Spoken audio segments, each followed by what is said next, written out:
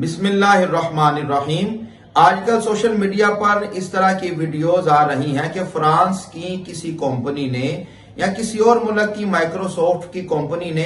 نبی اکرم صلی اللہ تعالی علیہ وآلہ وسلم کے خطبہ حجۃ الوداع کے جو الفاظ تھے اس کو آڈیو کی صورت میں حاصل کر لیا ہے۔ تو میرے دوستو یاد رکھیے گا، یہ اسلام کے خلاف ایک سازش ہے، یہ ایک پروپیگنڈا ہے، اور جو ہمارے دانشور حضرات اس کو بہت اپریشیٹ کر رہے ہیں، ان کی سوچ اور فکر کدھر چلی گئی؟ یہ تو وہ لوگ ہیں جنہوں نے قرآن پاک کی توہین کی، جنہوں نے رسول اللہ کی توہین کی، اور آج آپ ان سے اس بات کی امید لگا کر اس کو اچھا سمجھ رہے ہیں کہ بھئی یہ لوگ ہمارے رسول اللہ کے خطبہ حجۃ الوداع کے الفاظ کو جو ہے وہ ہمارے لیے جو ہے نا وہ جمع کریں گے۔ میر کیا سادہ ہیں،